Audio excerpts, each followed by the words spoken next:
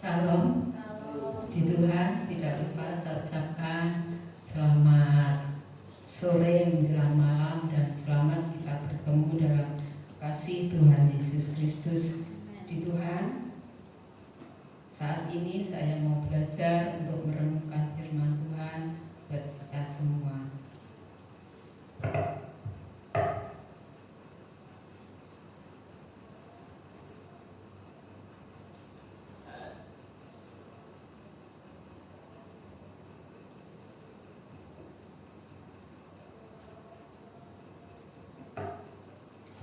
Kita buka di dalam kitab Galati pasal 5. Maaf ya, saya pakai HP karena lebih enak HP, lebih terang. Galati pasal 5 ayat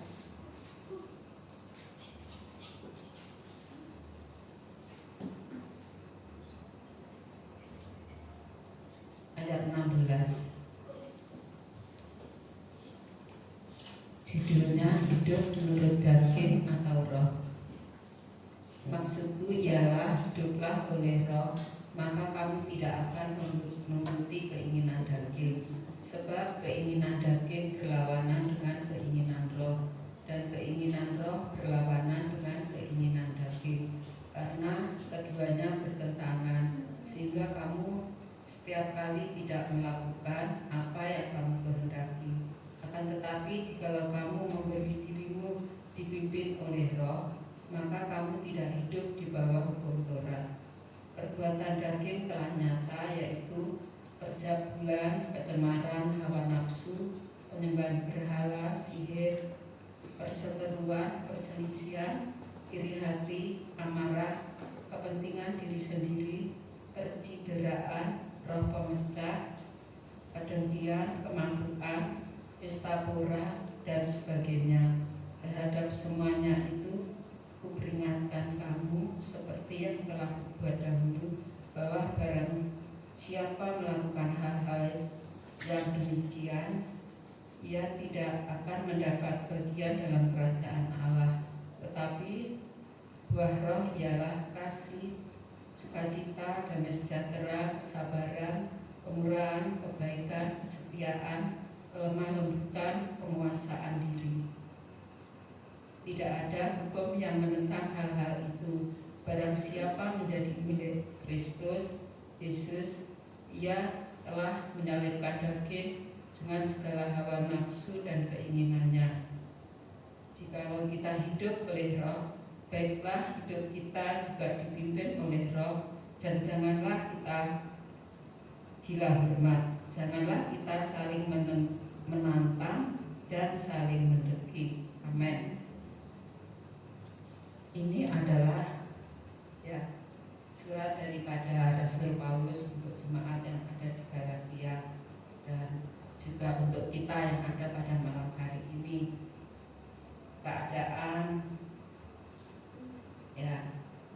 Keadaan hidup menurut roh dan menurut daging, ya. Roh di sini adalah roh guru besar, berarti ini roh daripada Tuhan. Dan di dalam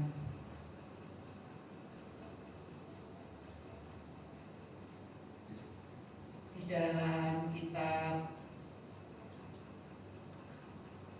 Roma, ya, Rasul Paulus juga katakan bahwa hari ini adalah hari akhir, ya. Kita jangan sampai tidur. Kalau kita buka di dalam Roma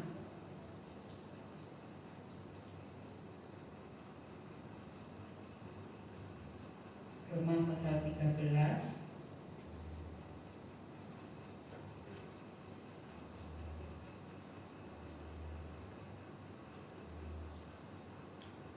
ayat 12 saya bacakan. Hari sudah jauh malam, telah hampir siang. Sebab itu marilah kita menanggalkan perbuatan-perbuatan kegelapan dan mengenakan perlengkapan senjata terang. Marilah kita hidup dengan sopan seperti pada siang hari. Jangan dalam pesta pora dan kemabukan, jangan dalam percabulan dan hawa nafsu, jangan dalam perselisihan dan iri hati, tetapi kenakanlah Tuhan Yesus Kristus sebagai perlengkapan senjata terang, dan janganlah merawat tubuhmu untuk memuaskan keinginannya. Nah, Rasul Paulus juga ingatkan bahwa hari ini adalah hari-hari yang terakhir, ya. Hari malam sebentar lagi siang, dapat diartikan juga bahwa hari yang terakhir Tuhan mau datang, ya. Hari Tuhan mau datang. Jadi kita sebagai anak-anak Tuhan jangan, ya, bahasa Jawanya leha-leha, ya, santai-santai, tetapi diingatkan untuk kita, ya, giat, ya. Kita jangan tidur. Di dalam ayat sebelumnya, yaitu di dalam ayat 11, ya, hal ini harus kamu lakukan karena kamu mengetahui keadaan waktu sekarang, yaitu bahwa saatnya telah tiba bagi kamu untuk bangun dari tidur, sebab sekarang keselamatan sudah lebih dekat bagi kita daripada waktu kita menjadi percaya. Nah, ini kita sebagai anak Tuhan, ya, hari-hari ini kita jangan, ya, santai-santai, ya, di dalam Tuhan. Kita harus bangkit, ya. Kita harus bangun, ya. Dan kita menjadi pelaku firman Tuhan. Sebab kalau kita kalah dengan keadaan yang ada, dikatakan dalam firman yang sudah kita baca tadi, kita tidak mendapat bagian dalam kerajaan surga. Jadi, ya, lawannya, ya. Dan kita mau menurut akan firman Tuhan.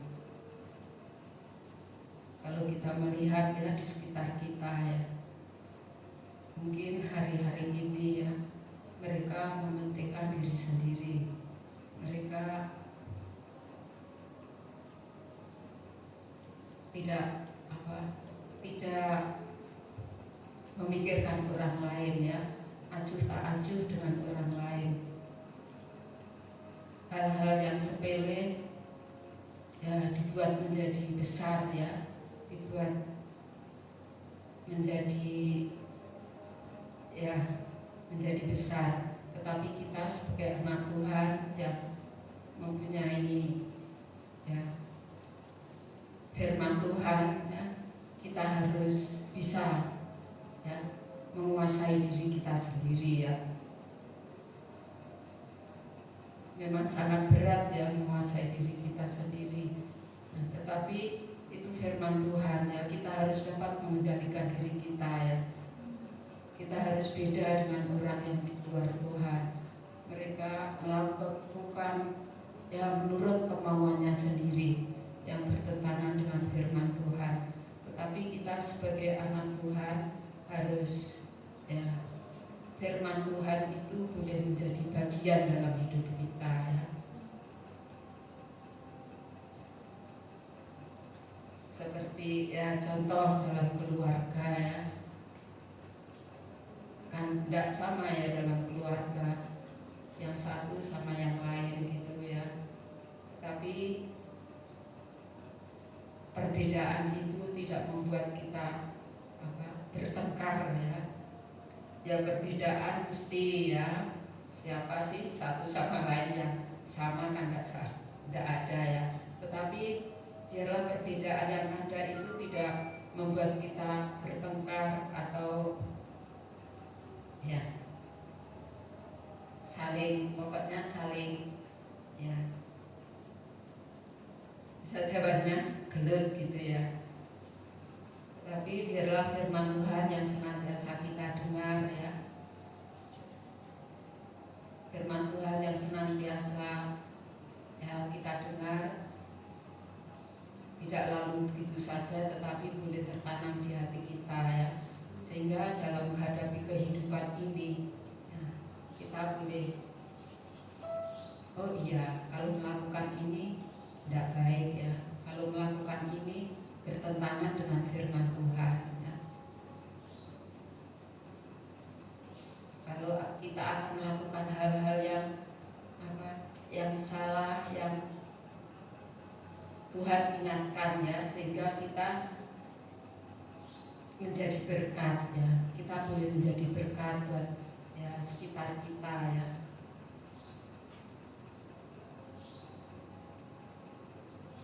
Itu yang Rasul Paulus ingatkan ya pada jemaat yang ada di Roma, di Galatia. Biarlah sebagai anak-anak Tuhan di akhir zamannya kita boleh menjadi pemenang ya. Kita tidak kalah dengan keadaan yang ada. Sangat miris ya kejadian-kejadian di hari-hari ini ya. Tapi biarlah hidup kita boleh menjadi berkat dimanapun saja berada. Dan di dalam 1 Tesalonika kalau kita baca ya,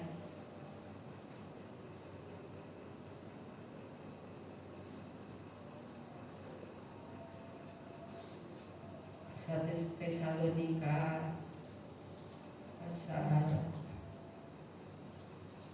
5 ayat yang ke-16 saya bacakan.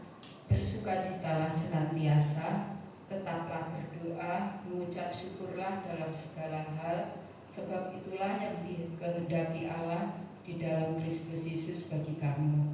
Janganlah padamkan roh, dan janganlah anggap rendah membuat-membuat. Pujilah segala sesuatu dan peganglah yang baik. Jauhkanlah dirimu dari segala jenis kejahatan. Nah, ini juga surat daripada Rasul Paulus untuk jemaat yang ada di Tesalonika ya. Yaitu bersukacitalah senantiasa, tetaplah berdoa. Nah, memang sulit ya, bersukacitalah senantiasa ya. Dalam keadaan menghadapi masalah, persoalan yang ada ya, Tuhan ajarkan untuk tetap bersukacita. Memang ya sulit ya, dilakukan, tetapi ini adalah firman Tuhan ya. Kalau kita sudah, tentunya kita menghadapi masalah, kita lari kepada Tuhan, minta pertolongan Tuhan. Tetapi secara manusia ya harus ya secara manusia alami ya kecewa ya, tidak sukacita ya. Tetapi firman Tuhan ingatkan bersukacitalah senantiasa. Nah, kita tetap bersukacita ya, senantiasa kepada Tuhan ya, karena kita yakin dan percaya Tuhan yang kita sembah Tuhan yang besar. Amin. Amin ya. Masalah yang kita hadapi sangat di hadapan Tuhan sangat-sangat kecil ya. Tuhan bisa ciptakan dunia ini ya, segala yang ada dalam dunia ini, bahkan yang ada di surga Tuhan yang punya. Mengapa kita kok tidak bisa bersukacita? Nah, kita sebagai anak-anak Tuhan, kita mau belajar untuk bersukacita. Walaupun seperti Bu Sukri ya, harus ada sakit penyakit ya, tetap bersyukur kepada Tuhan. Ya, kita sebagai orang muda ya, kita juga banyak masalah, persoalan, tetapi biarlah persoalan masalah yang kita hadapi kita serahkan kepada Tuhan. Dan tetaplah berdoa. Tetap berdoa ya, sebagai manusia mungkin ya tidak mungkin ya.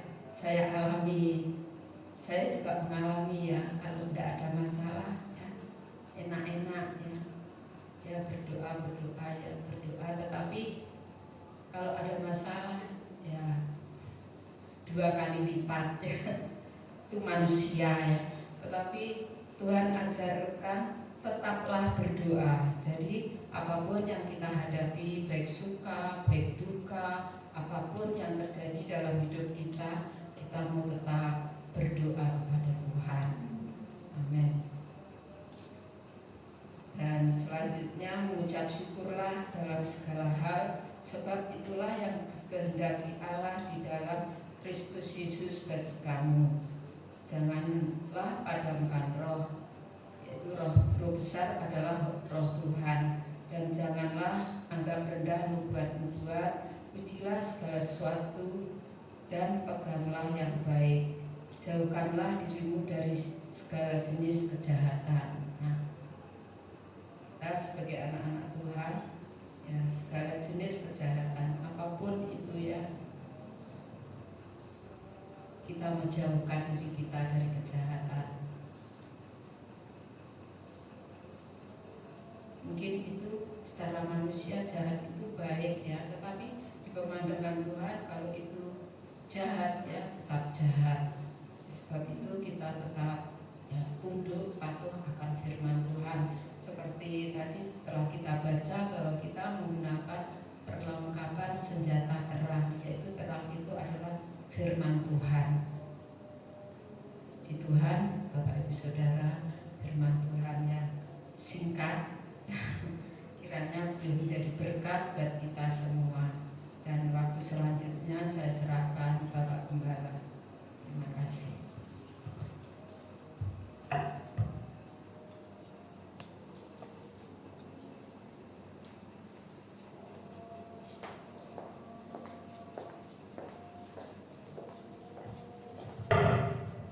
Puji nama Tuhan kepada firman Tuhan yang indah bagi kita sore hari ini. Untuk kita, Tuhan minta supaya kita hidup di dalam roh. Di sini disebutkan ada 2 hal yang bertentangan di dalam Galatia pasal 5 tadi, hidup menurut daging atau hidup menurut roh. Dan maksud dikatakan dalam ayat 18, maksudku ialah hiduplah oleh roh, maka kehidupan daging itu secara otomatis berangsur hilang. Amin. Maka kamu tidak akan menuruti keinginan daging, sebab keinginan daging berlawanan dengan keinginan roh. Dihubungkan dengan 1 Tesalonika pasal 5 tadi, itu adalah kehidupan kerohanian yang baik sekali, di mana dikatakan diawali dari ayat berapa tadi? 16 ya, 1 Tesalonika 5. Bersukacitalah senantiasa. Itu adalah melakukan kehidupan yang bersifat roh, tetap berdoa.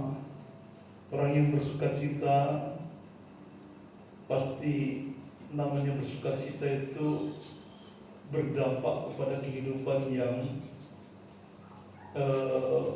berbuatkan perbuatannya selalu berbuat yang terbaik. Orang sukacita biasanya lebih kepada bagaimana ya aku bisa berbuat sesuatu untuk kalau aku senang orang lain senang, begitu ya. Jadi hidup di dalam roh membuat kita meninggalkan kebiasaan-kebiasaan daging. Kebiasaan-kebiasaan daging itu adalah sebuah hal-hal yang bersifat tadi disebutkan banyak sekali itu. Keinginan daging itu berlawanan dengan roh, berlawanan dengan keinginan bahwa keinginan daging itu semacam-macam ya. Saudara bisa lihat ayat 18-19 ya. Perbuatan daging telah nyata, percabulan, kecemaran, hawa nafsu, penyembahan berhala dan seterusnya. Di dalam 1 Tesalonika 5 ayat 17 tetaplah berdoa. Kalau kita suka berdoa, Nah, hal-hal yang bersifat daging ini, bersifat daging maksudnya apa? Ya keinginan-keinginan yang menjadi kesukaan kita, gitu ya. Dikatakan hal-hal yang bersifat kesukaan kita itu apa? Perbuatan daging telah nyata, ya percabulan, ya rasa-rasanya pengen melakukan hal-hal semacam itu, percabulan, kecemaran, wah, kalau sudah melakukan hal-hal yang cemar itu, wis aku banget gitu. Tapi kalau kita berdoa, enggak, amin. Kita tidak akan melakukan itu. Hawa nafsu, penyembahan berhala, sihir, perseteruan, perselisihan, iri hati, amarah, dan seterusnya. Kalau kita hidup di dalam doa, tetap berdoa dan mengucap syukur dalam segala hal, itu adalah yang dikehendaki Allah di dalam Kristus Yesus. Hal-hal yang semacam perbuatan-perbuatan daging itu hilang dalam kehidupan kita. Jangan padamkan roh. Hiduplah di dalam roh. Dan jangan anggap rendah nubuat-nubuat. Ujilah segala sesuatu dan peganglah yang baik. Ini yang dikatakan Rasul Paulus kepada jemaat Tuhan di Tesalonika adalah kehidupan yang berjalan di dalam roh. Kehidupan anak-anak Tuhan yang berjalan dalam roh selalu melawan keinginan-keinginan daging.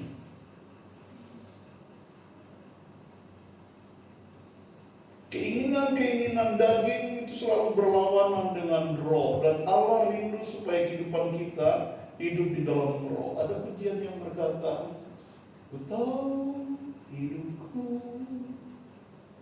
Gimana? Adalah penyembahan.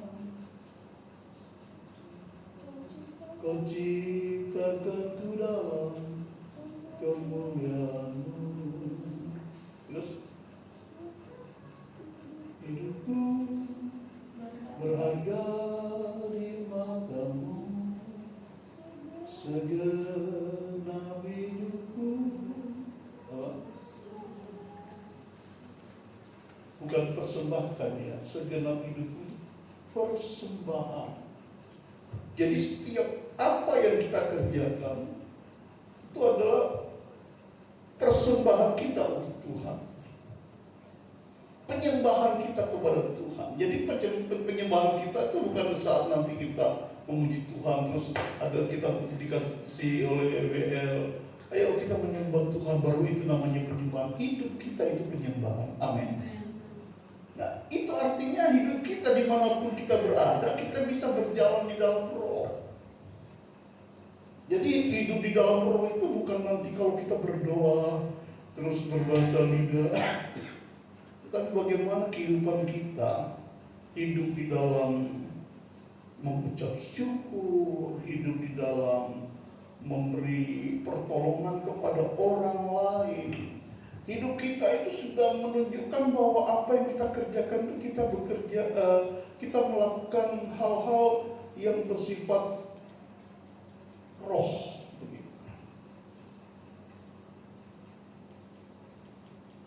Hal-hal yang Tuhan inginkan dan Tuhan mau di dalam kehidupan kita itu. Biar kebenaran firman Tuhan boleh memberkati kita, amin. Hiduplah di dalam roh, bukan hidup di dalam daging. Hidup dalam daging seringkali menyenangkan daging kita, tetapi itu mendukakan roh, gitu ya. Tetapi kalau kita melakukan hal-hal yang berbau rohani, itu memang berdampak kepada mematikan keinginan-keinginan daging,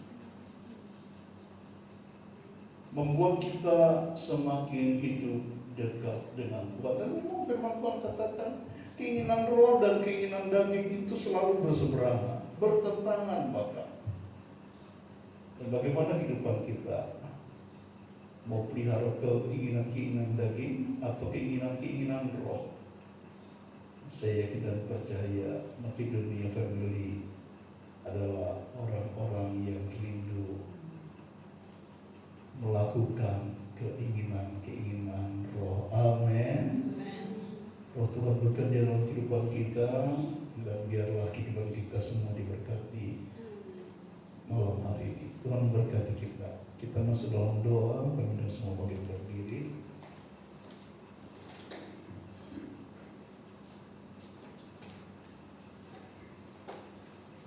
Ujian dan syukurku.